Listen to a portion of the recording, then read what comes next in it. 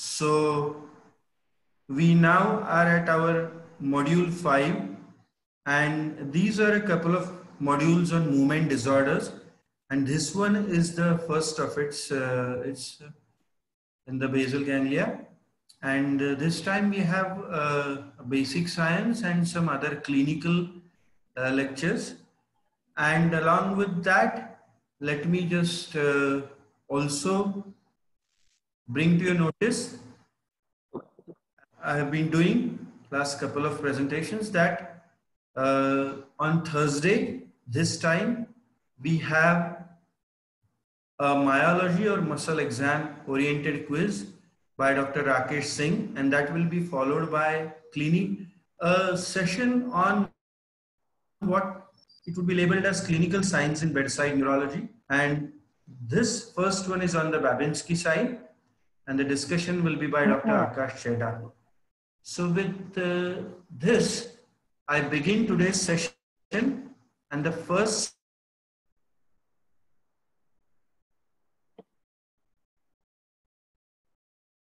Dr. Pujari's connection probably must have gone.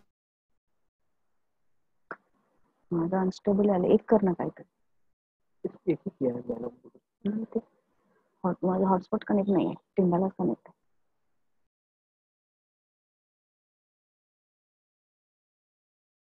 I think Dr. Pujari has lost connection. Okay. Sarika, you can begin. You begin. You need to unmute yourself, Sarika. Unmute yourself. And start sharing your presentation. Yes. Yeah. And now, Mansi, whose is this? Yeah, I'm glad. That's good. Yeah. Very good. Yes. I'm audible, sir? Yes. Yeah. Quite nice. So, good evening all. I want to thank the fine organizer and Dr. Shripad Pujari sir for giving me this opportunity. As we heard today, we are starting the movement disorder module. And as we know, for neurologists, movement disorder is synonymous with basal ganglia. So this module won't be complete without understanding the anatomy and physiology of the basal ganglia. So my today's topic is functional basal ganglia anatomy, which is clinical correlate to various neurological disorders. So we'll start with introduction, going through the anatomy of the basal ganglia, then we'll understand the nomenclature, and then we'll move towards the functional circuits and its clinical correlate. Why the basal ganglia anatomy is so important? Because basal ganglia has important role in fine-tuning and modulating the motor activity. The extrapyramidal system is an old functional concept, and the basal ganglia is a principal component of it. The dysfunction of the basal ganglia leads to group of neurological illness which are called as a movement disorder, like Parkinson disease, chorea, or hemibalism. But there are few movement disorders like tremor, tics, and dystonia, in which basal ganglia dysfunction is implied, but it is not proven. And there is another group of movement disorder which includes hemifacial spasm, stiff person syndrome, essential tremor, or restless leg syndrome, in which the dysfunction lies outside the basal ganglia. So along with modulation, basal ganglia has also role in production of the movements. It regulates the muscle tone. It avoids abnormal involuntary movement. Though the clinically basal ganglia dysfunction does not produce the weakness or spasticity. And the recent understanding has, as per recent understanding, the basal ganglia has also role in cognition, motivation, and emotion. There is no clear consensus on which structure should be included in the basal ganglia. There are multiple classifications, which we will see in a few minutes. But the basic structure who has clinical and functional implication includes the caudate nucleus, putamen, globus pallidus pars interna, pars externa, substantia nigra pars reticulata, pars compacta, subthalamic nucleus, and the other structures which are present at the base of the brain, but they are not included in the basal ganglia, but functionally they have role in a movement disorder, and which includes the red nucleus, inferior olive, pedunculopontine nucleus, vestibular nucleus, and thalamus. Now the caudate nucleus and putamen together called as a striatum. The putamen and pallidum is together called as a lentiform nucleus, and these all three, that is caudate, putamen, and globus pallidus, they are called as a corpus striatum. So, like the structure, the nomenclature is also controversial because few basal ganglia structures, they are functionally similar, few are not, but they are anatomically closely related. So this, to understand this nomenclature, we need to understand the basal ganglia arrangement. Suppose this is a basal ganglia, then at the time of development, the internal capsule is thrust into the basal ganglia and it is placed squarely. So because of this, there is a separation of different nucleus of the basal ganglia, which we can see in this uh, diagram. Here, this is the internal capsule's anterior limb, this is a genu, and this is a posterior limb. This is the caudate and this is the putamen. These both are functionally and histologically same, but they are separated by anterior limb of internal capsule. Because of this mixing of the white and the gray matter, it gives striped appearance. Hence, it is called as a striatum. Then for the putamen, and this is a globus pallidus externa, this is globus pallidus interna. They are not functionally related, but they are anatomically closely placed, giving the appearance of the lens. Hence, they are called as a lentiform nucleus. This is the subthalamic nucleus, which is placed below the thalamus and middle to the internal capsule. Then the other important part is the substantia nigra pars compacta and pars reticulata, which are placed in a midbrain. Out of this, the pars reticulata is the direct midbrain continuation of globus pallidus interna, and they in globus pallidus interna and the pars reticulata, they are functionally similar, but they are separated by the internal capsule and crux cerebri. These both are the main efferent of the basal ganglia, while striatum is the main afferent of the basal ganglia. As we discussed in functional classification, main input nucleus is a striatum, while the main output nucleus is GPI and substantia nigra pars reticulata. There are other nucleus like globus pallidus externa, subthalamic nucleus, substantia nigra pars compacta, which has role in these pathways of the basal ganglia and they termed as a intermediate nuclei. Phylogenetically, caudate nucleus and putamen, they are newer, hence called neostriatum, while the pallidum is older, hence called pallistriatum. As per recent research, the basal ganglia has a role in cognition, emotion, and motivation. And the part of the basal ganglia which has connection to the limbic system to serve this function is called as a ventral basal ganglia. And as per this latest classification, caudate nucleus and putamen forms the dorsal striatum, while the nucleus accumbens and the olfactory tubercle forms the ventral striatum. While the pallidum forms the dorsal pallidum, while the anterior commissure in the anterior purpurator substance forms the ventral pallidum. So this is a three-dimensional figure for better understanding of the basal ganglia. In this figure, the white matter and the other gray matter is a translucent. So you can see the deeply seated gray matter nuclei, that is basal ganglia, in relation to this is corpus callosum, then the ventricle and the brainstem structure. You can see this is a caudate nucleus with large head and tapering tail. This is the putamen, this is globus pallidus, and this red structure at the end, at the tail of the caudate is a amygdaloid body. Coming to the neurotransmitter, the understanding the neurotransmitter of the basal ganglia helps in understanding the various functional circuits. Also, this neurotransmitter has important role in neuroimaging, like various PET scan. Then it has a role in therapeutics, like pharmacotherapy. So this diagram shows the important multiple basal ganglia neurotransmitters location in the basal ganglia and his effects on the other brain structure. I have tabulated these important neurotransmitters out of with its major pathways and the receptor. Each neurotransmitter has multiple receptors. So glutamate is a main excitatory neurotransmitter, while the GABA is a main inhibitory neurotransmitter. Dopamine can be inhibitory or excitatory depending upon which receptor it is acting. Because it's acting on the D1 receptor of the striatum, then it will behave as an excitatory, while on the D2 receptor, it will act as an inhibitory. Acetylcholine is a important neurotransmitter in pedunculopontine nucleus, which is getting more importance in a movement disorder, which has a role in locomotion. While the norepinephrine is the important excitatory neurotransmitter produced by the locus coeruleus. Now, as we know, the basal ganglia has extensive interneuron connections, and based on that, there are 5 circuits has been proposed which pass through the basal ganglia. These are these 5 circuits, and we also know these circuits are part of the frontal subcortical circuits also. So the circuits are the motor circuits, oculomotor, sensory motor, associative, and limbic.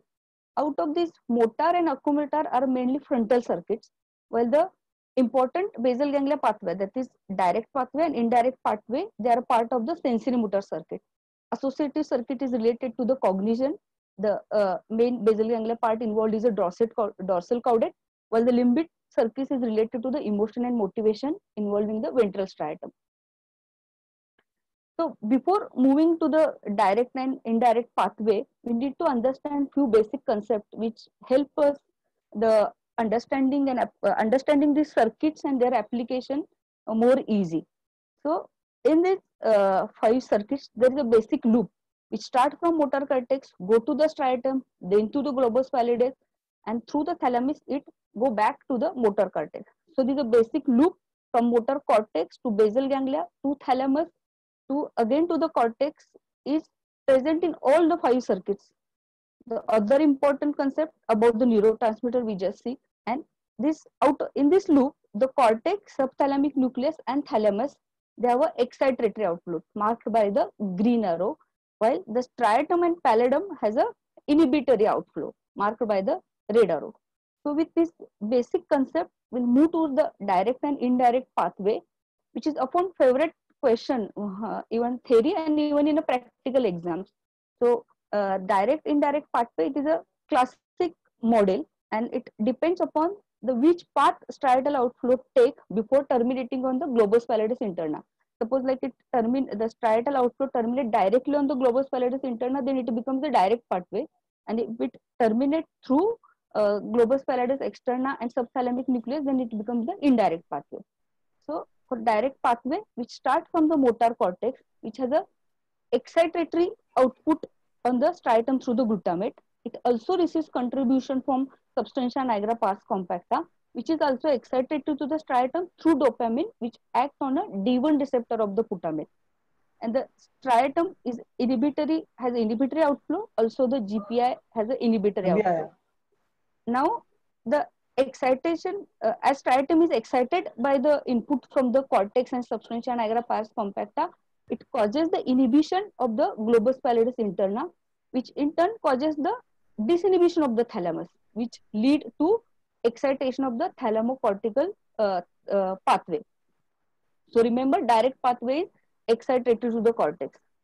Coming to the indirect pathway, similar to direct pathway, start from motor cortex, which has excitatory input to the striatum through glutamate, but here the substantia nigra gives inhibitory input to the striatum through the dopamine because it acts on a D2 receptor of the glutamate. The striatum has a inhibitory outflow to the globus pallidus interna, which is again inhibitory to the subthalamic nucleus. As the striatum is inhibited here, the globus pallidus externa is not able to function, which lead to overactivity of the subthalamic nucleus, causing more excitation of globus pallidus interna and substantia nigra, which causes the more inhibition of thalamus, leading to inhibition of thalamocortical pathway. Hence, in the indirect pathway, inhibitory to cortex. You can remember I for I, like indirect and inhibitory. So this is the basic pathway. Now we'll see its application in various movement disorder. First, we'll see the Parkinson disease. As we know, there is a loss of pigmented dopaminergic neuron in substantia nigra pars compacta, which is a basic pathology of Parkinson disease. So that there is a reduced excitation of the striatum through the dopamine because there is a loss of dopamine neurons, which result in reduced activity, reduced inhibition from striatum of the GPI. So there is overactivity of GPI, which result in reduced inhibition of the thalamus and which causes the reduced excitation of the cortex, leading to hypokinesia and bradykinesia. So Huntington disease pathology can be explained on the basis of indirect pathway.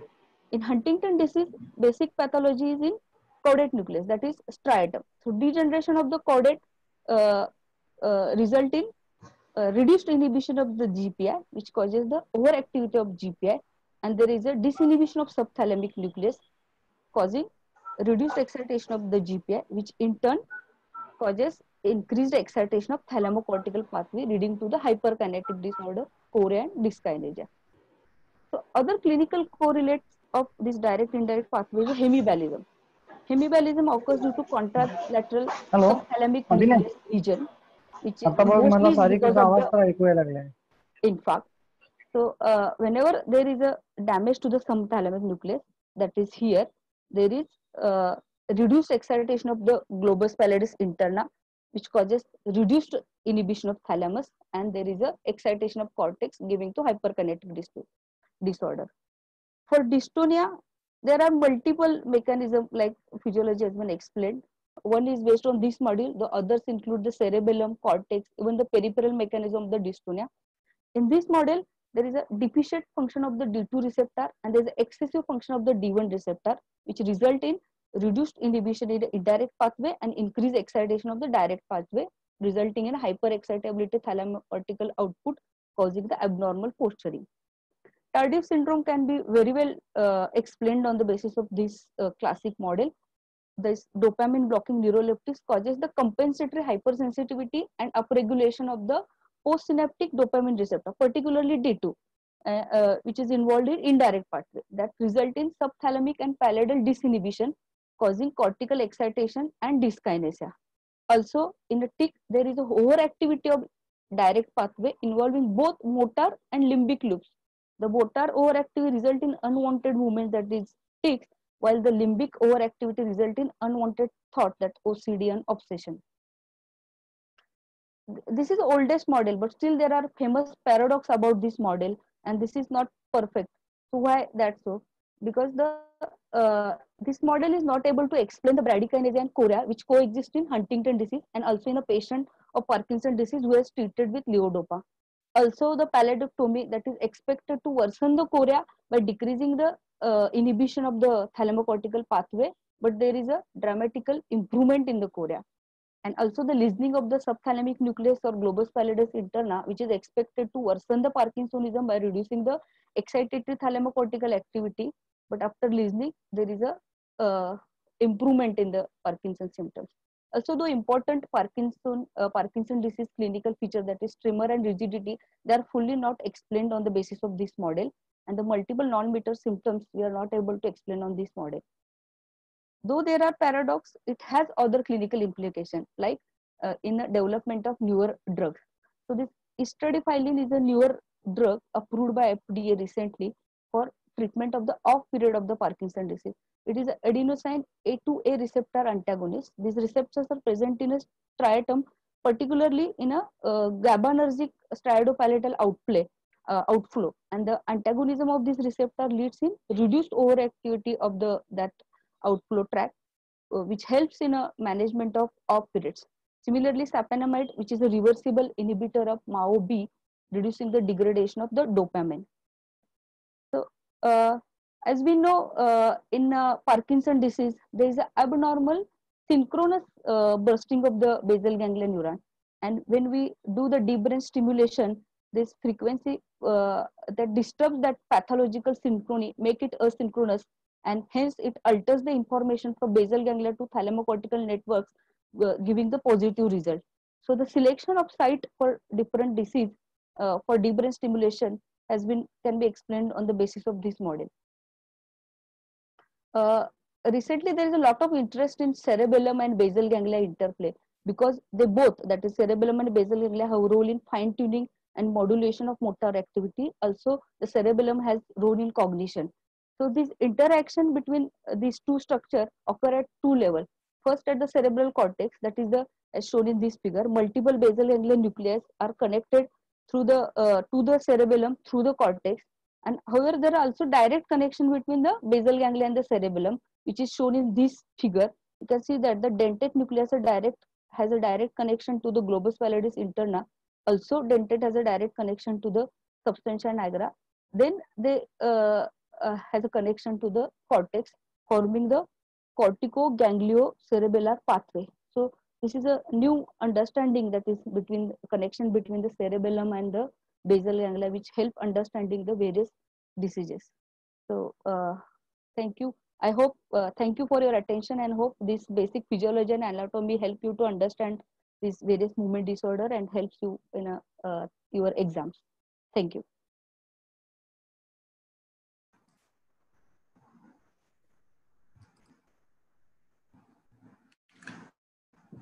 extensive. Very good. I think you covered everything, Dr. Patil. Yes. Very, thorough explanation of anatomy and then its application to several disorders. The way I think we all think ideally the answer should be written. Great. I think let's move on to our next lecture now. Yes, I will Which stop is more, sharing this. Yeah. beg your pardon? Yeah. Which is more into the clinical science. It is metal and movement disorders. It's uh, it's a relatively uncommon area, so that's why we have selected it as sort of area where we wouldn't read much. So we have selected it, and it includes a heterogeneous group of disorders. All need to be put together, and it will be delivered by Dr. Abhinay Huche. So off to Dr. Huche for his presentation.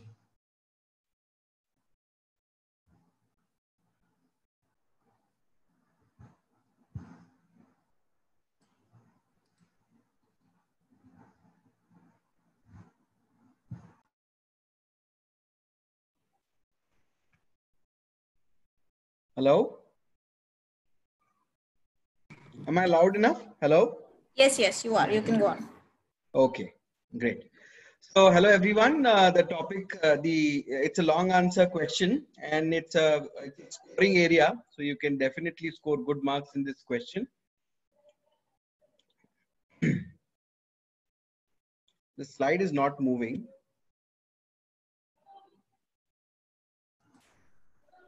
So why is that? You clicking this thing, Abhinay? No, sir. You're clicking the arrow or Yeah, I'm clicking the arrow, but it's not moving. Manasi?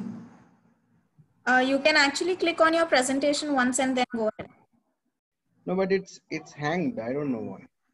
No, just click on anywhere in the middle of the slide and then probably move ahead.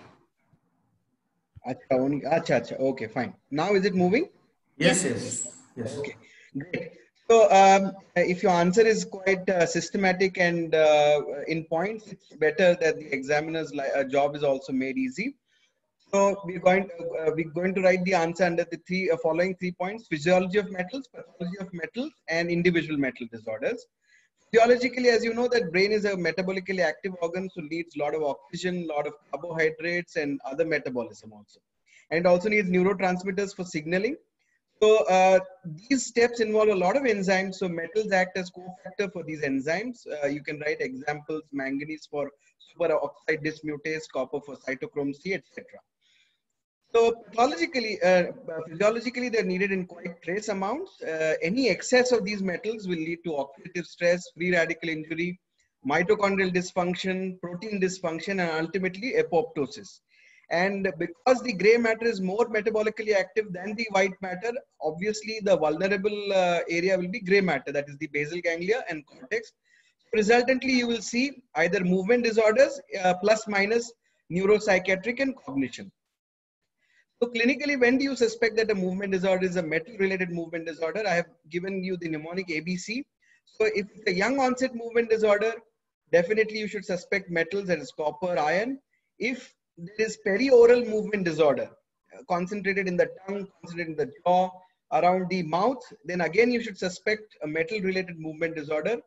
If the clinical syndrome is not a pure movement disorder, but a movement disorder plus syndrome, wherein there are other systems involved, that is the pyramid, neuropsychiatric, cognition, vision, liver, etc., then again suspect a metal-related movement disorder. Obviously, if there's a hint in the occupational history of exposure to metals, you should suspect. Other system involvement like liver involvement, the eye involvement will give a clue towards metal-related movement disorders. In genetic, if there's a family history of a similar phenotype, again. And obviously, there are some clues on the MRI and the CT scan which will hint towards a metal-related movement disorder. The bulk of the answer is going to be copper, iron, manganese, and calcium. Whereas if you want to score extra marks, you can write something about mercury, cobalt, and aluminium. So now going to copper deficiency, the commonest, the disorder related to copper deficiency is Menkes disease, which is a genetic disorder which is X-linked recessive.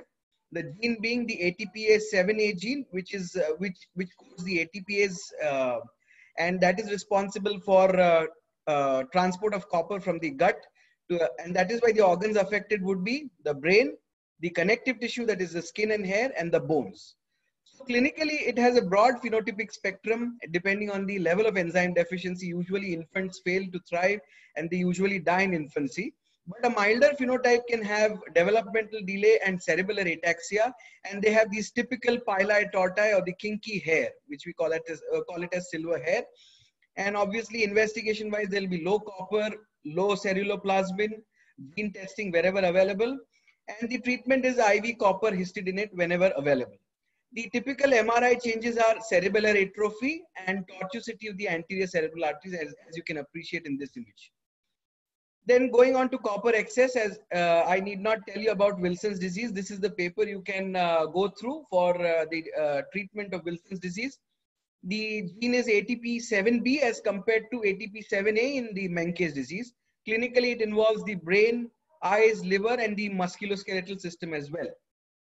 Investigation wise, again, you do coppers, ceruloplasmin, 24-hour urinary copper, and you do gene testing whenever it is available. And the typical MRI changes are the face of the giant panda in the midbrain and the cub of the panda in the pons. These words, if they come in your answer, you are definitely going to score marks. And the commonest MRI finding would be putaminal hyperintensity.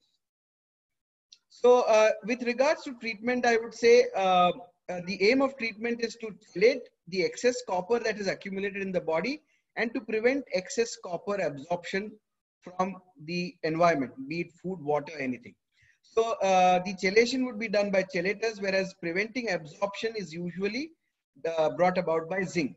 So if you consider the various phenotypes, he could be a carrier. So carriers need no treatment. He could be asymptomatic Wilson's disease, wherein you either need to just start zinc or D-penicillamine. Whereas in symptomatic Wilson's disease in India, we commonly use D-penicillamine. There are other chelators, but they are costly and the import duties are quite heavy. So D-penicillamine, the principle is you start with a very low dose. So usually you start with 250 milligrams per day, and then you slowly go to 1.5 to 2 grams per day. And the dose is say roughly 20 milligrams per kg body weight. So I think it takes 1 to 2 years to chelate the excess copper in the body. And then once that is done, I think you can bring down the dose to half and you can use it as the maintenance dose lifelong. Now, while treating patients with Wilson's disease with D-penicillamine, there are some things you need to follow. You need to use the global assessment scale for monitoring the severity of Wilson's disease. That is the scale used universally. And as you all know, because it is chelating copper from elsewhere as well, sometimes this copper comes in the bloodstream and spreads to the brain. That can cause some neurological worsening. So that you will come to know on the gas scale. And that time what you can do is you can either go down on the doses slightly or stop them temporarily and then again restart and start when go slow is the principle. And obviously you need to monitor for allergic reactions, which could be early and late reactions. These allergic reactions are usually treated with a short course of steroids. The late reactions can sometimes be fatal. That time you need to stop the drug. The late reactions are drug-related lupus and drug-related nephrotic syndrome. So the dosing is usually twice a day. That's very important that there has to be a gap between the D-penicillamine dose and food. So the best strategy that is followed is early morning, say 1 hour before breakfast, and the second dose needs to be given somewhere in between lunch and dinner so that food doesn't interfere with the D-penicillamine. And the treatment is usually lifelong. Triantine, as I told you, is another chelator, but quite costly. Tetrathiomolybdate is still used in the experimental settings, but will soon be out in the market. And usually, a combination of a chelator and zinc is not recommended because it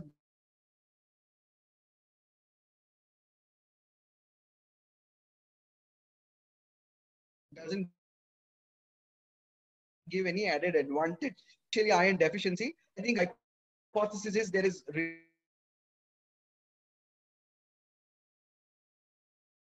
reduced central nervous system converted to dopamine, then is converted to dopamine. So this tyrosine hydroxylase enzyme needs iron as a cofactor. So because iron is deficient, dopamine is not synthesized adequately, and that is why, because of the dopamine deficiency, you get the restless leg syndrome. Obviously, it's a clinical diagnosis of exclusion, and in every patient while treating you, the target is that the ferritin level should be more than 50 in the blood, in the serum. So if the ferritin level is less than 50, you supplement either IV iron or oral iron, whichever the patient tolerates. And obviously you need to use dopaminergic therapy or gabapentinoids or benzodiazepines.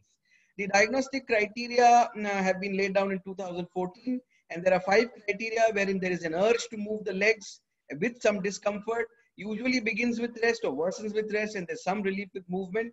More worse in the evening and night time, then it's not explained by any vascular disease, bony disease, or muscle disease. And now going to neuronal degeneration with brain iron accumulation that is related to iron excess. It's a systemic degeneration disorder, so multiple systems are involved. Clinically, when do you suspect NDIA? I think any movement disorder in the young or in the old, along with plus minus a pyramidal disorder, a cerebellar disorder, neuropsychiatric, cognitive involvement, neuropathy, and then you obviously see iron on the MRI. How does iron appear on the MRI? T2 hypo, T1 iso, and there is blooming on the gradient or the susceptibility weighted imaging. Then you suspect that this could be an NBIA. And these are the articles I would like you to go through for the details of NBIA. There are various subtypes, almost 10 subtypes have been known until now. And the commonest is the PCAN, which accounts for 35%, followed by PLAN, which accounts for 20%. The pathophysiology. Now, the interesting fact is, though it is termed as NBIA, iron is not the direct pathogenic pathogenetic factor in everyone. I think iron homeostasis is affected only in neuroferritinopathy and aceruloplasminemia, which are quite rare because these are the genes which are involved with iron homeostasis. Whereas in others, which are the commoner variants of NBIA, I think it's all to do with lipid metabolism and autophagy. So iron deposition is an epiphenomenon. It's a secondary phenomenon. It's not the primary phenomenon. So most of the NBIAs are autosomal recessive, with the exceptions being neuroferritinopathy and aceruloplasminemia, which are autosomal dominant, and that is why they can present late in the adulthood also. So people who are practicing adult neurology, they should be aware of these entities, though they are rare. And because of the advances in genetic sequencing, I think almost 60 you can get a diagnosis, genetic diagnosis in almost 60% of the people. So this is a video showing an individual with PCAN, genetically proven PCAN.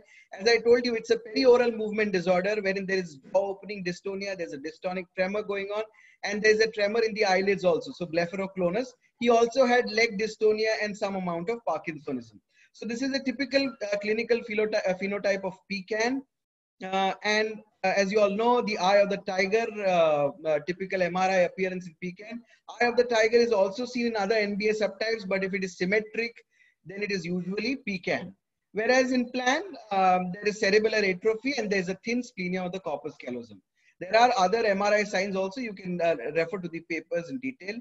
And if you want to score marks, I think you have to write these special MRI sequences, that is the T2 star or the gradient echo sequence, and the susceptibility weighted imaging, which show blooming. This is another keyword, blooming.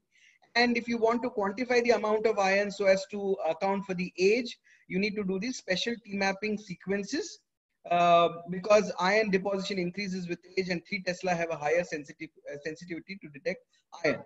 So coming to the MRI appearances of various metals, I think you need to consider the T1 sequence, the T2 sequence, and obviously the gradient or the susceptibility weighted imaging.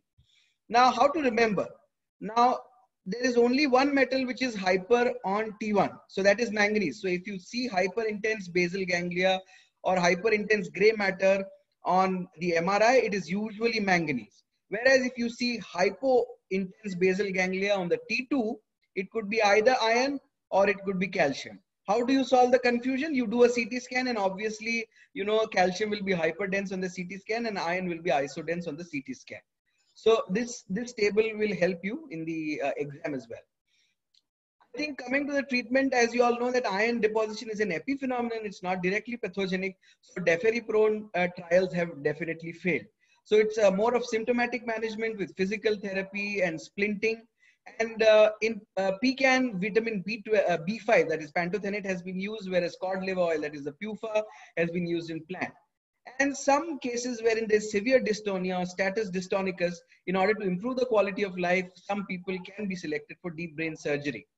Genes therapy and stem cell therapy are still investigation. So now coming to manganese excess, as I told you, manganese appears hyper on T1 sequence. So the manganese excess disorders could be acquired or genetic. I'm going to discuss this genetic disorder related to this mutation, that is the SLC30A10. This is very important because like Wilson's disease, if you detect this, it's also a treatable disorder. So treatable disorders, always your antennas should be raised whenever it's a treatable disorder. So I would like you to refer to this paper with dystonia and brain manganese accumulation by Dr. Bhatia. So it's an autosomal recessive disorder wherein the genetic defect leads to a defective manganese transporter. So what happens is, so it's a movement disorder plus syndrome again, either a young onset dystonia, Parkinsonism with hepatic dysfunction, with polycythemia, and ironically reduced iron stores and obviously very high manganese levels. When you see this combination, you should suspect manganese. So the clinical pearl is any young onset dystonia movement disorder along with copper and ceruloplasmin. You check serum manganese and iron stores because it is treatable. And the treatment is intravenous calcium disodium EDTA, which is given 1 gram twice daily for 5 days each month and usually needs to be continued lifelong. 10 to 11 families have been detected until now, and dimer-captosuccinic acid has been used in 1 family successfully. Whereas coming to the acquired disorders, I think environmental exposure to these miners can cause manganism, and the typical papers are from World War II, wherein these people had Parkinsonism, rapidly progressive Parkinsonism, a typical cock-walk dystonia. That was the clinical phenotype. And levodopa helped in some, and sodium para-aminosalicylic acid was used in some people. Whereas the typical chronic liver disease with hepatoportal shunting can lead to excess manganese deposition in the basal ganglia, which I think many of you have encountered many times, wherein they can present with rapidly progressive Parkinsonism with falls. They can have flaps, that is the negative myoclonus. Sometimes they can have ataxia, chorioathetosis. And obviously the hyper intense basal ganglia on T1 will pick up, and obviously the liver tests. The treatment is again treating the underlying liver disease. If there are candidates for liver transplant, do a liver transplant. And obviously levodopa is tried out of desperation. This is the typical MRI appearance of manganese. This is the T1 sequence showing hyperintense basal ganglia on the MRI. Now going on to calcium, as you all know, calcium excess is FAR syndrome. And FAR syndrome, the criteria are bilateral basal ganglia calcification with a progressive movement disorder with some neuropsychiatric manifestations, typically in the 4th or 5th decade. And obviously it's a diagnosis of exclusion. You've excluded some biochemical abnormalities, endocrine dysfunction, mitochondrial dysfunction. You excluded infection, trauma, toxins. And when you see an autosomal dominant pattern of transmission, you suspect FAR's disease. So these are the two genes, SLC and PDGFRB, which have been linked to FAR's disease. I think etiology-wise, commonly in our clinical practice, we see hypoparathyroidism, which is usually iatrogenic, wherein people undergo a thyroidectomy, and with that, what happens is the parathyroids are also removed. So these, instead of, paradoxically, there is excess calcium deposited in the brain. They come with a movement disorder or hemichorea or hemibalismus. That is when you suspect, do the parathyroid levels. Obviously, Kern-Sayer can have bilateral basal ganglia calcification, neuroferritinopathy, and Torch group of infections. But there, I think the history will help you. Coming to heavy metals, I think mercury, historically, Minamata disease, and is linked to organic mercury excess. So in mercury, you write about inorganic mercury, which is the Mad Hatter's disease, wherein they inhale these mercury vapors in the hat industry, and they can have psychosis, they can have fine tremors. It's also known as erethism. Whereas in organic mercury, it is linked to Minamata disease. The link to organic mercury took almost 2 decades of after the epidemic to link this to this Chizo Corporation, which was this corporation dumping the waste into the sea, and that excess went into the fish, and from the seafood it went into human beings. So the typical triad is a combination of sensory cerebral ataxia, loss of vision, seizures, coma, and death. And the largest outbreak last reported was in 1970s in Iraq, and this was related to the use of fungicide, methyl mercury. Now, one thing to remember between inorganic and organic mercury is that this typical chelator, which is used in inorganic mercury, DMSA, it doesn't work with organic mercury because it has a carbon attached to it. I I think there have been some case reports of neurotoxicity of cobalt, and these are typically patients who undergo hip replacement with cobalt implant, hip on metal on metal. Because of the friction, what happens is cobalt is slowly released into the system. It can go into the brain, and it can cause an arthroplastic cobalt encephalopathy, and sometimes people, these elderly people may have tremors. And again, it's a diagnosis of exclusion where you do a blood cobalt level, and these people may also have fatigue and muscle pain. Now, coming to aluminium, I think this acute toxicity of aluminium is usually seen in hemodialysis patients, these end-stage renal disease patients, wherein the dialysate fluid, the contaminated water, contains a high amount of aluminium, and sometimes these people also take phosphate binders for the hyperphosphatemia. That can contain aluminium. That can sometimes cause acute toxicity in the form of severe encephalopathy, myoclonus, and seizures, and that is where you use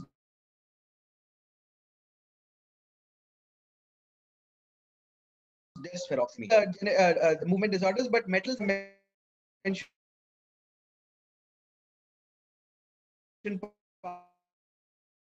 Parkinson's disease, I have mentioned Alzheimer's disease.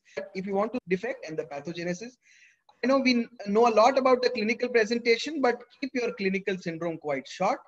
MRI findings of different metals should appear in the paper, and the names of letters, the route of administration should appear in your answer. And lastly, you should highlight the treatable disorders, that is Wilson's disease and manganese transporter deficiency. I think I have respected my time limit. Hello? Hello? Dr. Uche, you finish up. I finished, sir. Yeah, great. Yeah, great. You done this thing. Fantastic. I think this was a very useful answer. Clinical as well as, I suppose, more of therapeutics into it. Let's move on to our third talk, which I think is more goes into the clinical science, and that is on role of eye movements in the diagnosis of movement disorders. Yes, thank you, Mansi. Before I request Dr. Iyer to begin his lecture, just another reminder for our Thursday neurology clinics. This time we have a muscle examination oriented quiz by Dr. Rakesh Singh, followed by clinical science and bedside neurology. And obviously the most important one chosen this time is the Babinski sign with discussion by Dr. Akash Cheda. So with that, I request Dr. Iyer to begin his talk on eye movements in diagnosis of extrapyramidal disorders. To Dr. Iyer. Yeah, one sec. Thank you, Mansi, for reminding me for that. Am I audible to all? Yes. So at the outset, let me thank Dr. Shripad Pujari and the fine organizing team for giving me this opportunity. I would be giving you a brief overview of the eye movements and the diagnosis of various extrapyramidal syndromes.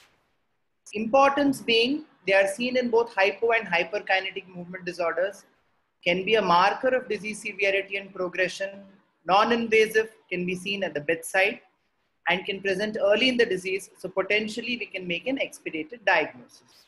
So before dwelling into what movement disorders present with eye movement abnormalities, we need to know a few basic overview of eye movements and the supranuclear control. The basic eye movements being the saccades, the pursuits, optokinetic response, the vestibulo-ocular response, vergence, and accommodation.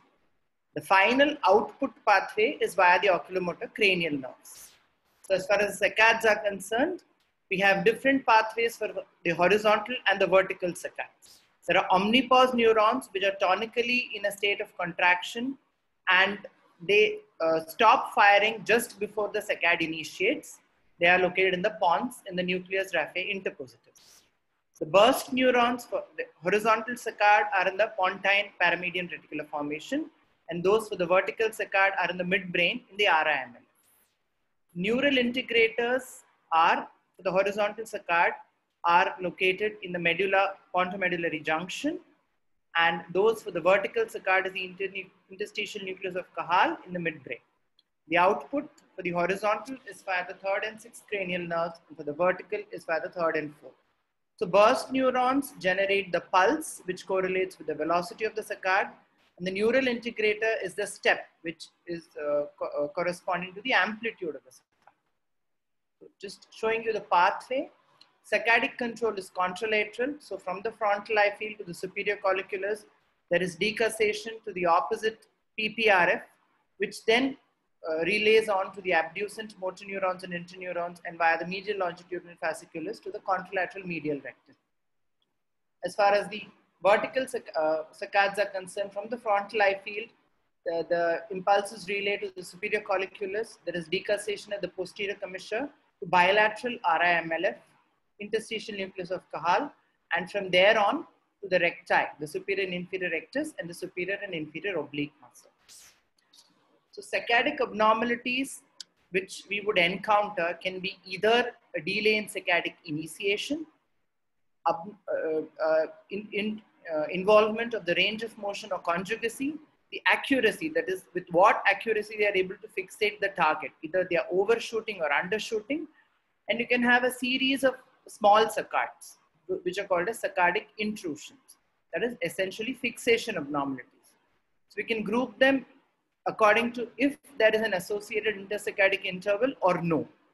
If there is an intersaccadic interval, they are square wave jerks if they are smaller in amplitude, macrosaccadic oscillations if they are higher in amplitude. If between the two saccades there is no intersaccadic interval, then what comes into importance is the plane of the movement. So flutter is only in horizontal plane, and opsoclonus is bizarre chaotic movements across all planes. So as far as the smooth pursuits are concerned, the control is predominantly ipsilateral because there is double decussation. One at the dorsolateral pontine nuclei to the vestibulocerebellum, and second is from the vestibulocerebellum to the abducens complex. This is for the horizontal pursuit. For the vertical pursuit, from the vestibular nuclei, the fibers decussate to the opposite RIMLF. And selectively, posterior commissure lesions are involved when there is upgaze involved. What is the role of cerebellum in eye movements? It fine-tunes all eye movements. The flocculus controls the VOR in smooth pursuit. Dorsal vermis controls the saccades, and vestigial nucleus and nucleus interpositus controls the vergens and accommodation. So having seen the brief overview of the eye movements, how do we frame our answer? So we have to take into consideration hypokinetic and hyperkinetic movement disorders. So before that, let us see what is blepharospasm and eyelid opening apraxia, which can be seen as an individual entity or more commonly in association with progressive supranuclear palsy. So there is a focal dystonia involving bilateral orbicularis oculis. So there is a forced closure. In blepharospasm, the patient is not, there is forced closing of the eyebrows, so the lowering of the eyebrows during eyelid closure, which is called a Charcot's sign. While in eyelid opening apraxia, the patient is unable to open the eyes, the preseptal fibers are not involved, so the eyebrows are in fact raised and not lowered. This is a very important clinical differentiating point. First line therapy is botulinum toxin, and the second line are the anticholinergics and benzodiazepines. Now, the pathophysiology behind the eye movement abnormalities in Parkinsonism and related disorders stems from the fact that, as Dr. Sarika has already explained very well, there is dopamine depletion. So there is decreased inhibition of the substantia nigra pars reticulata through the direct, and increased excitation through the indirect pathway. So there is net result is a disinhibition of the SNPR. That inhibits the superior colliculus, which results to the cascade of eye movement abnormalities. So what are the eye movement abnormalities? There can be problems with amplitude, increased saccadic latency, the abnormality in amplitude occurs early, and the hypometric saccades. Abnormal convergence, which correlates with the degree of motor abnormality. They are more in the off than in the on phase. Abnormal smooth pursuits, which are called as staircase saccades. That is, you have to generate a small series of saccades or saccadic pursuit, as it is called. Inability to suppress unwanted saccades. So when you see a patient with convergence insufficiency in Parkinson's, which results in diplopia, you have to see the optical correction in the on and off phase before you prescribe the prism. Next is the PSP. Hallmark is eye movement abnormalities because There is involvement of the RIMLF, the omnipause neurons, the directional change in saccade trajectory because there is a premature activation of the superior colliculus fixation zone. So vertical saccades are affected earlier, slowing of downward saccades is the hallmark.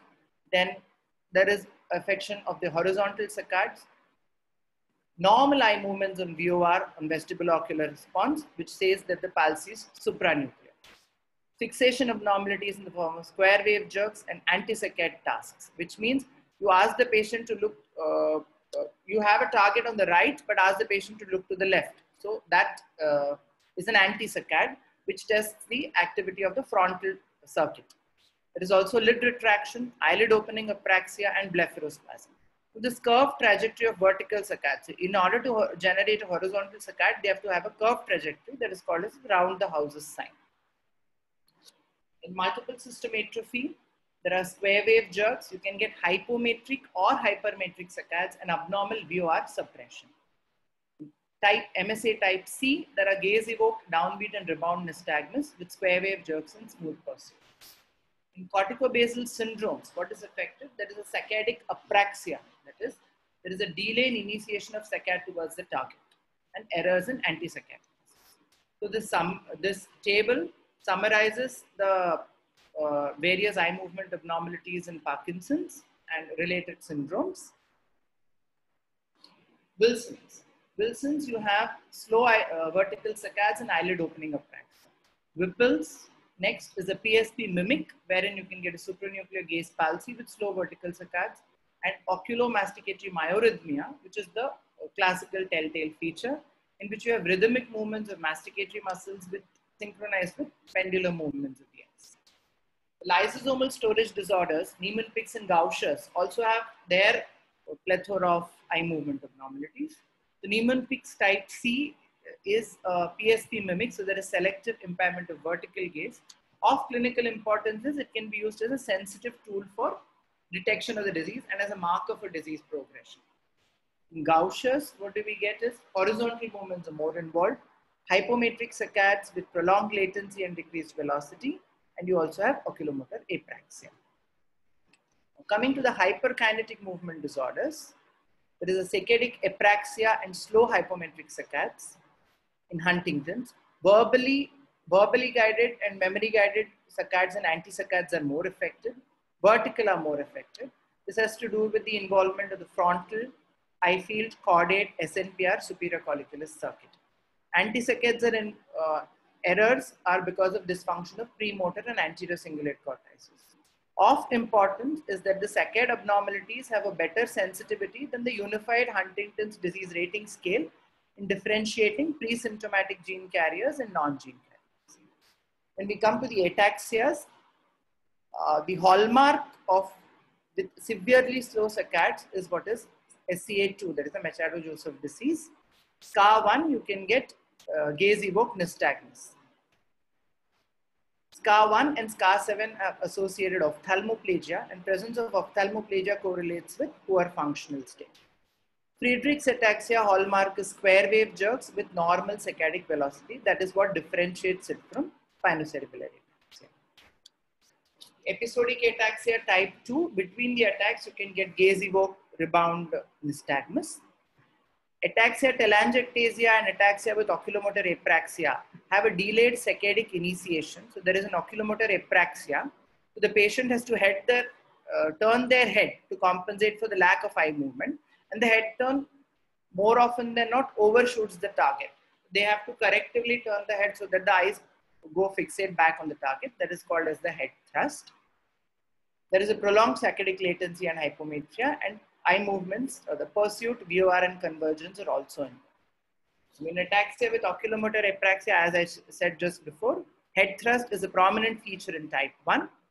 They have square wave jerks, gaze-evoked nystagmus and impaired pursuits, and impaired anti-saccades are also there. Essential tremor.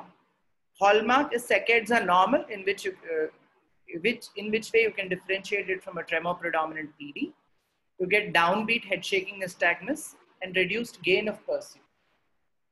In Tourette's syndrome, although ocular tics, eye blinking, eye rolling are common, you get higher velocities of oculomotor movements during ocular drifts during intersaccadic intervals and reduced amplitude of microsaccades.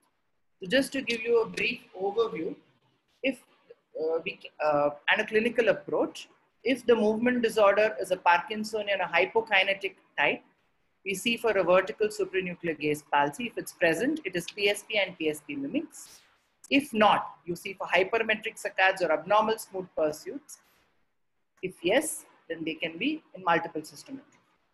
Hyperkinetic movement disorders are classified depending upon the core syndrome they have. If there is a myoclonus opsoclonus, it is opsoclonus myoclonus ataxia syndrome.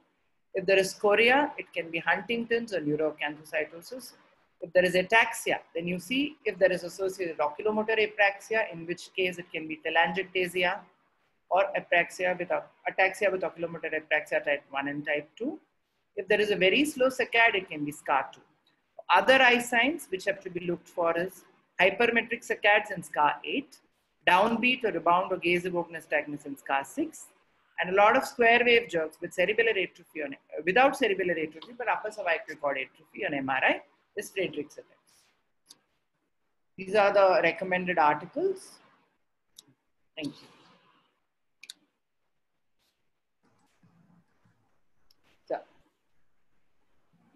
Very good. I think Dr. Iyer, you covered most of the disorders, almost all the disorders, and tried to explain how to differentiate them. Great. So now let's begin our last lecture. Another, I think, falling into the clinical science, and that is the emergencies in movement disorders, and that is by Dr. Ashish Bhutada. I request Dr. Bhutada to begin his lecture. Am I visible to all? Yes, and audible as well. Yes. Am I audible? Yeah. Okay. Yes. So there would be a little difficulty. Madam, you will have to play those slides. Yes, I'm just doing that. Just give me 1 minute. Yes, ma'am. Yes, so what you will have to do is you can request for control from your end of the slides, and I will give it to you so that you can move the slides ahead. Okay.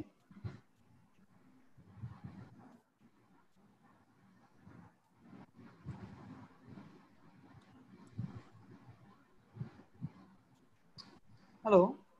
Yes.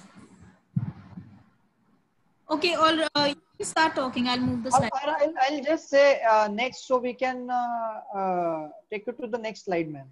Yeah, sure. Yeah. So I'm Dr. Ashish Bhutada. I'm presently working at Solapur in a couple of multi-speciality hospitals. So my topic is movement disorder emergencies. Basically, this is a very broad topic. So we have to cover many small aspects of movement disorder emergencies in this topic. So as an introduction, I would divide this topic in two parts: hypokinetic movement disorder emergencies and hyperkinetic movement disorder emergencies. And answer has to cover both these parts. Basically, among hypokinetic movement disorder emergencies, common ones are neuroleptic malignant syndrome, Parkinsonism hyperpyrexia syndrome, serotonin syndrome, malignant catatonia, malignant hyperthermia, Parkinson disease related emergencies like repeated falls, motor fluctuations, and psychiatric issues associated with Parkinson's disease. And there are acute Parkinsonian syndromes caused due to various factors.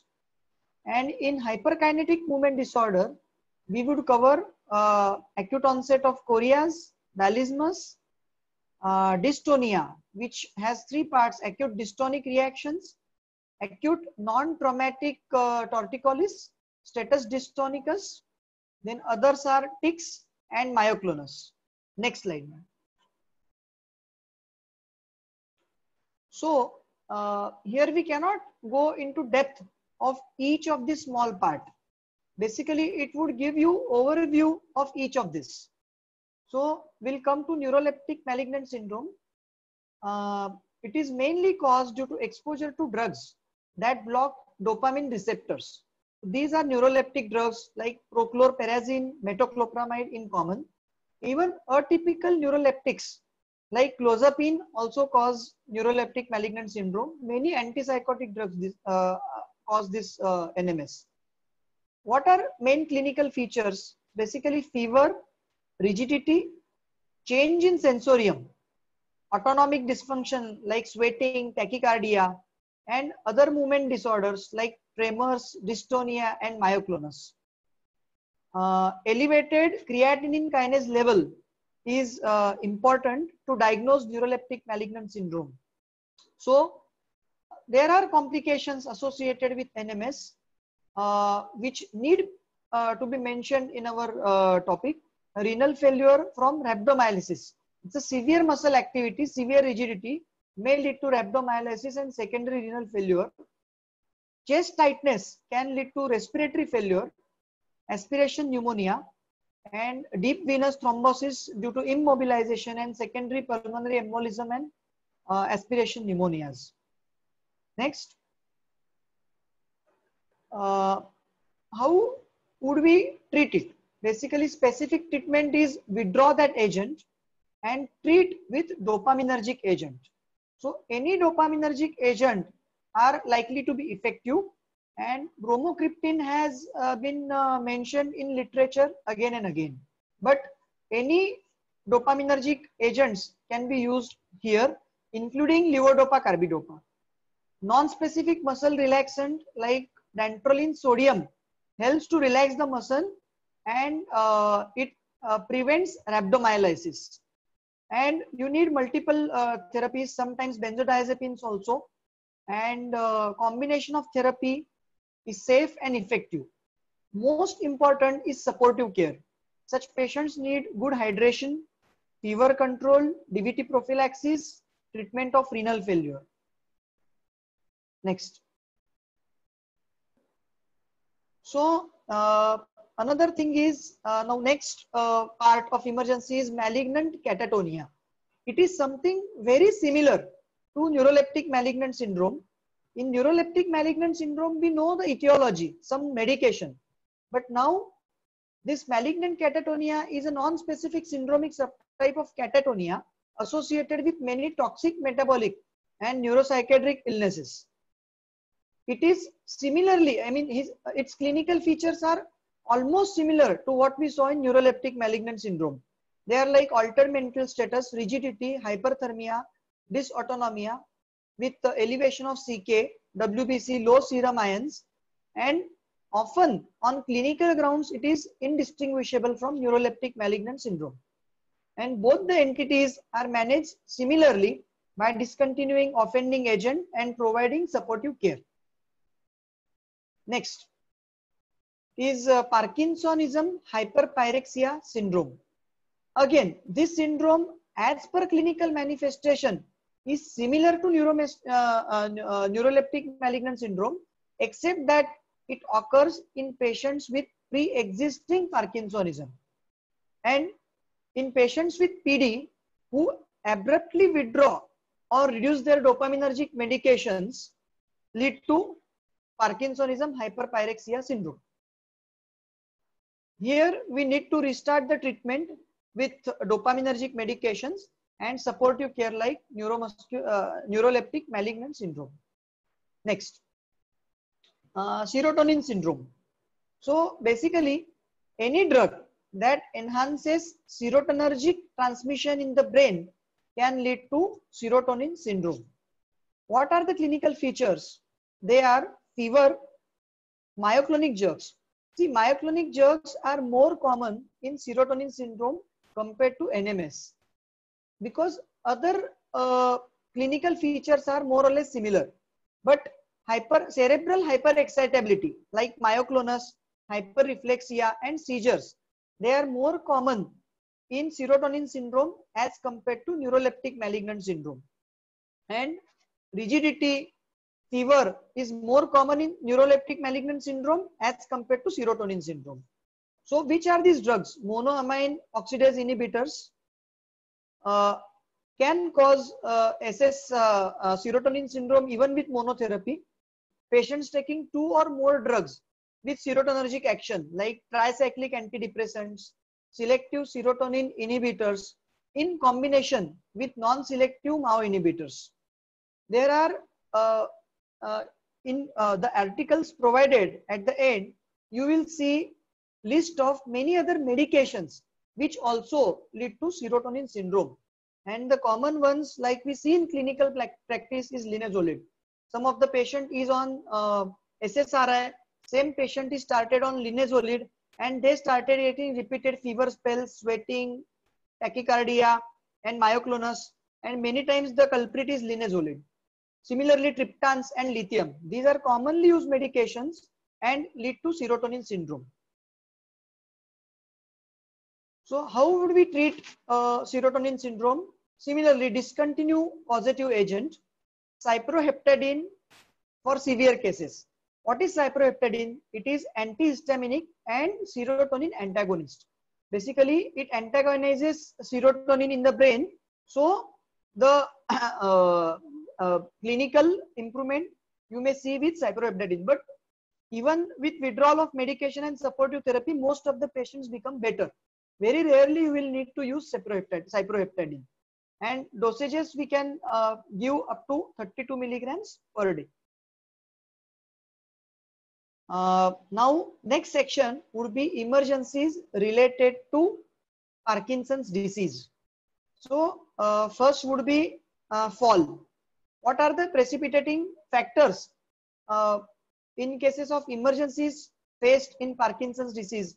Most of the times they are infections, cardio or cerebrovascular events, metabolic disturbances, drug withdrawal, drug adverse effects. So whenever patient of PD suddenly worsens in terms of say clinical features, falls or sensorium, you need to think of these precipitating etiologies and treat them. Initially falls, postural instability or freezing of gait results in 80% of the falls in Parkinson's disease.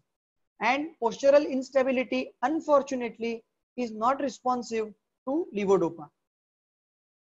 Next, motor fluctuations and dyskinesias. Prominent rigidity, bradykinesia and postural instability may develop, making it impossible for patients to care for themselves or walk.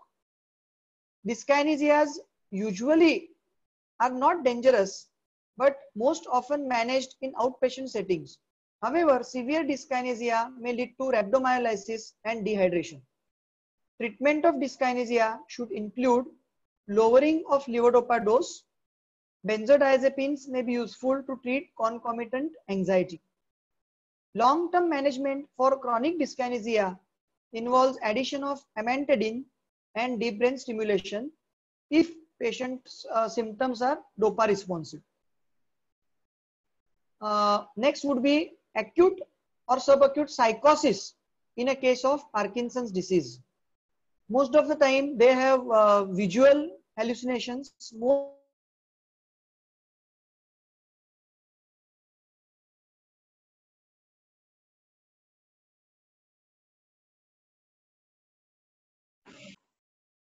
Next slide.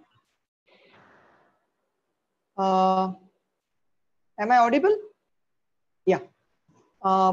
Need to find precipitating cause. Again, similar infection, metabolic problems and change in medications. Here we need to reduce dopaminergic medications, especially amantadine, MAO inhibitors, anticholinergics and dopamine agonists. And even after reducing these medications, if patients continue to have psychosis, then we have to use atypical antipsychotics like clozapine or quetiapine. Here, typical antipsychotics will worsen Parkinsonism. Next. So, acute Parkinsonism. In clinical practice, you will see patients coming to you with Parkinsonian features. And when you take the history, somebody will tell ki this has happened today, this has happened over last few days or few weeks. So this is not something like our Parkinson plus syndromes or Parkinson's disease itself. So something acutely has led to Parkinsonism in such patients. So most of the time there are varying etiologies, and some of these are structural etiologies like acute stroke, subdural hematomas, hydrocephalus. Then there are many drugs which can cause acute Parkinsonism, like neuroleptics, some of the anti-epileptics like valproate, antidepressant agents, chemotherapeutic agents, amiodarone, flunarizine. Flunarizine is very commonly used in migraine patients, especially in elderly. It will lead to acute Parkinsonism. Levosulfuride, you see, it is being used in a huge proportion in patients with GI disturbances, and acute Parkinsonian syndromes or tremor syndromes are seen with levosulfuride. There are many toxic causes as in list, you will see. Next, there are infections like post-viral encephalitis sequelae can lead to previous slide, ma'am. Then HIV, Whipple's disease, post-infectious, metabolic causes like central pontine minulolisis, which we commonly see. Hereditary causes like Wilson's disease, rapid onset dystonia, Parkinsonism, and some psychiatric illnesses like catatonia.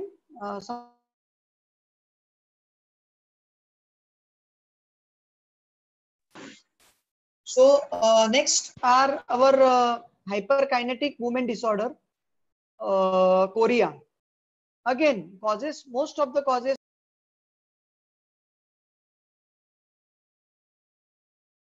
inflammatory disorders. Sydenham's chorea, most common cause of acquired childhood onset chorea, and chorea is the neurologic manifestation of rheumatic fever in children. Symptoms may begin abruptly from 1 to 6 months after the streptococcal pharyngitis. Chorea gravidarum usually begins in first or early second trimester, and chorea may be unilateral or bilateral. So basically, we cannot go into depth of each etiology of acute chorea, but here I have made a list which need a mention in our answer. So basically, vascular causes like any kind of stroke, cerebral hypoxia. The ones which are in red, they are very common causes. Metabolic causes like non-ketotic hyperglycemia.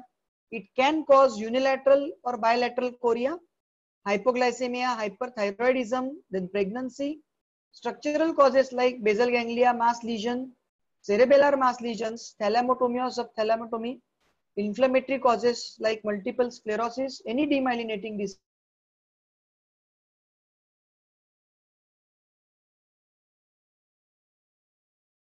HIV, Sydenham's chorea, alcohol intoxication or withdrawal. Autoimmune causes, SLE or APLA syndrome can present with acute chorea, Behçet syndrome, and iatrogenic due to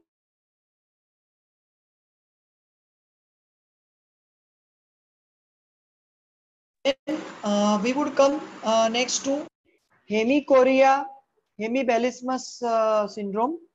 Next slide, ma'am. Next slide.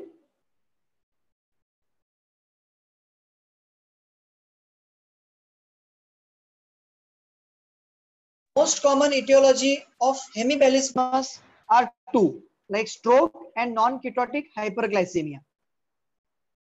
So next are tics. Acute worsening of tics can become an emergency-like situation for family. They are either brief paroxysmal movements or vocalizations that are sometimes accompanied by premonitory urge, and they may be stereotyped. Two situations may bring a patient with a tic disorder for emergency evaluation, that's tic exacerbation and neurologic compromise secondary to tics. One which need a mention in our movement disorder emergency is myoclonus, and most of the time etiology is are toxic metabolic encephalopathies like uremic encephalopathy, hepatic failure, cerebral anoxia, serotonin syndrome or neuroleptic malignant syndrome, and multiple medications, especially in the setting of renal failure. Even many of our common medications like gabapentin, pregabalin can lead to myoclonus. Next emergency is status dystonicus. Patients with primary and secondary dystonia can rarely experience acute worsening with generalized severe dystonic spasms called dystonic storm or status dystonicus. These unremitting dystonic spasms may be life-threatening. Reported precipitants for status dystonicus are again similar, like infections, medication change, or trauma. Hyperpyrexia, dehydration, respiratory failure, and rhabdomyolysis with renal failure are complications associated with status dystonicus. And here we need to use multiple medications in combination, like anticholinergic agents, benzodiazepines, catecholamine depleting agents, and dopamine receptor blockers. Extreme cases may require general anesthesia or paralyzing agents like atracurium, pancuronium. Refractory cases may respond to neurological interventions like either pallidotomy or deep brain stimulation of globus pallidus interna. Another very common movement disorder emergency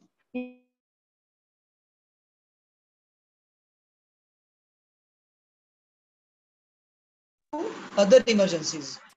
Acute dystonic reaction is most commonly seen after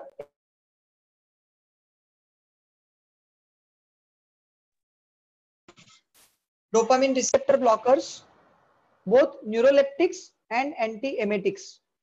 Clinical manifestations are diverse, usually affecting head and neck, laryngeal dystonia, blepharospasm, cervical dystonia, oculogyric crisis, and focal limb dystonia.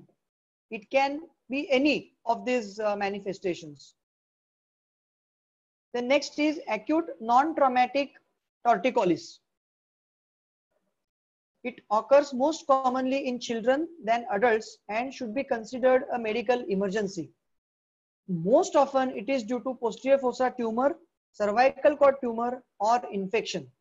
Acute infectious torticollis or Grisel syndrome may follow a number of infections including pharyngitis, tonsillitis, mastoiditis, and other infections involving head and neck soft tissues.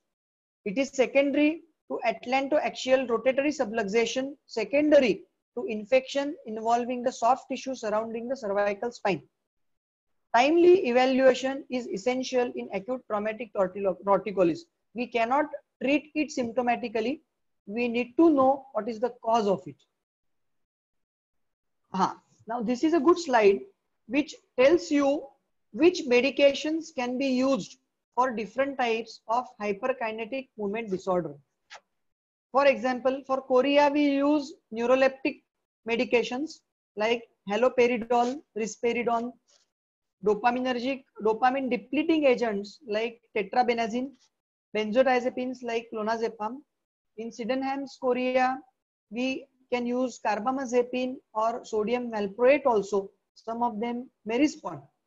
For myoclonus, we use specific anti-epileptics like valproic acid, levetiracetam, primidone, benzodiazepines like clonazepam. For tics, again, neuroleptic agents like haloperidol, risperidone, dopamine depleting agents like tetrabenazine, and antihypertensive medications, clonidine. And for acute dystonic reactions, we use anticholinergic agents and antihistaminic. Basically, those are anticholinergic medications, and like diphenhydramine, Finargan we use commonly. Sometimes benzodiazepines also for acute dystonic reactions. So these three articles will cover almost all movement disorder emergencies. Thank you.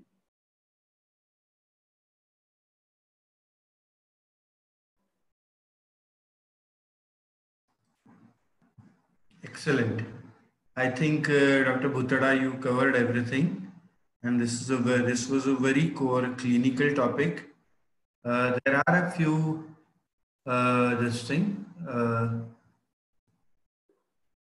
few questions. Let us take them. Many of the questions we've already managed to answer, all of them. Now there is a question, a child with poisoning haloperidol induced acute dystonia, I suppose, 8 to 10 tablets.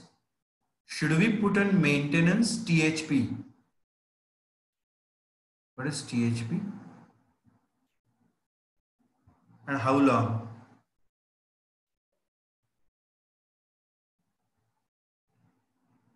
What is the long form of THP, guys?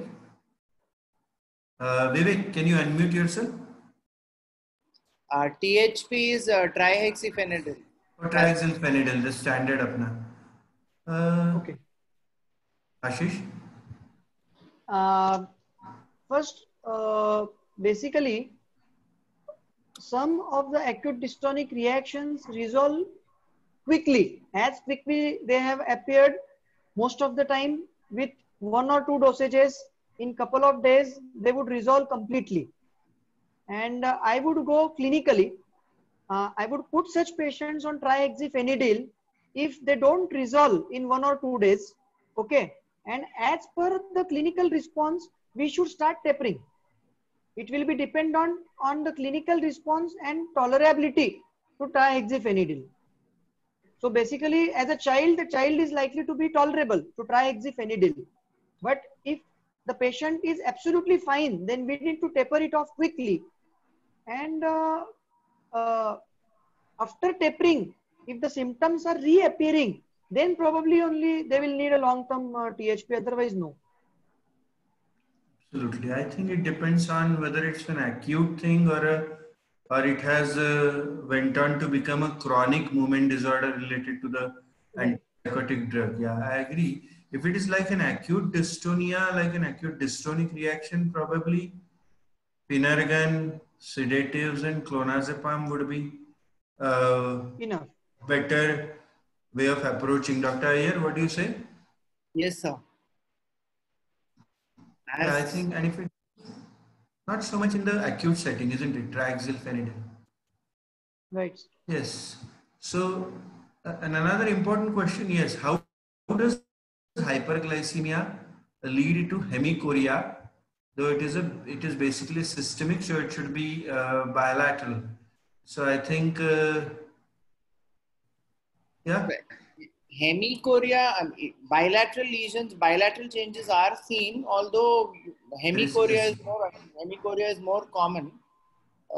If we do an imaging on MR, we may find changes in bilateral caudate and putamen, signals in abnormal signals in bilateral caudate putamen. In case we find only on one side, then it is a only on the right, then it is a contralateral side which is abnormal. So it is not necessarily only hemichoria, hemivalism, although that is a more common clinically encountered symptom.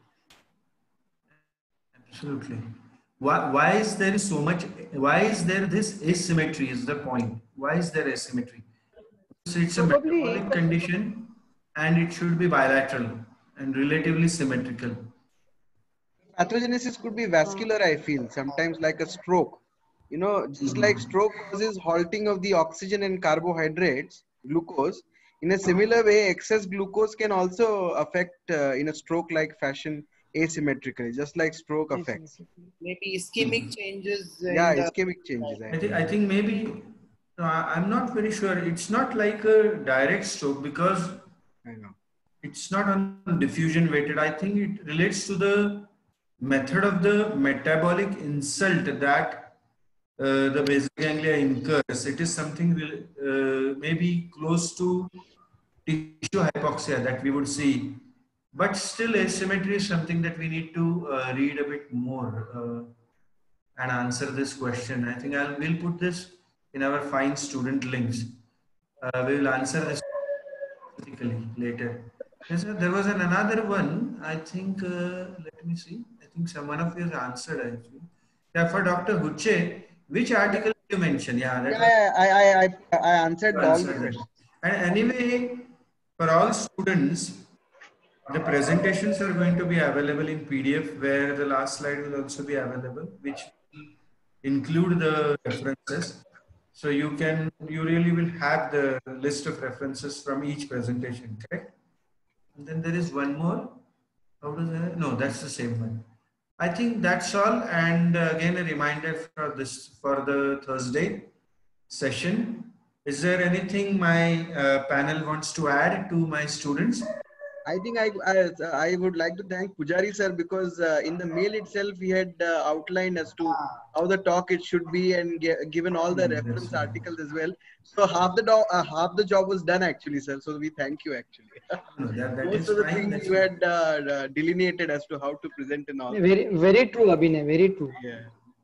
No, that is fine. I think for all students, remember, like Sarika's lecture also, there is a methodology by which you begin the answer, you include the pathways, and then you apply those pathways to each and every disease, and then you end up giving a little bit on recent advances. Same with Dr. Huche's lecture. You first put up all the metals, and then you give clinical presentations, you give the treatments, excess and deficiencies. So always, you see Dr. Iyer's answer. So he has first given all the pathways for all eye movements, including saccades. I think, sir, while writing answers. Yeah, you wanted to say something?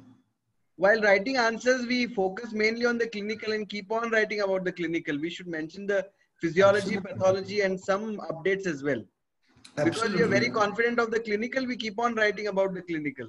Absolutely. And majority of your examiners, I mean, they spend 80-90% of the time clinical. So make sure that you include all the clinical things, and then in the end, the management and the recent advances part. Same with Dr. Bhutada. You see how he is classified. He has first made sure he has made a list of all the disorders he is going to include in his presentation, in his answer, and then you elaborate a little bit. Make sure that you keep a track of time while you do so. There is, how can I, Shripad sir, this is a great idea. Thank you much for it. How does it? I think that's That is what even I wanted to say, that in spite of being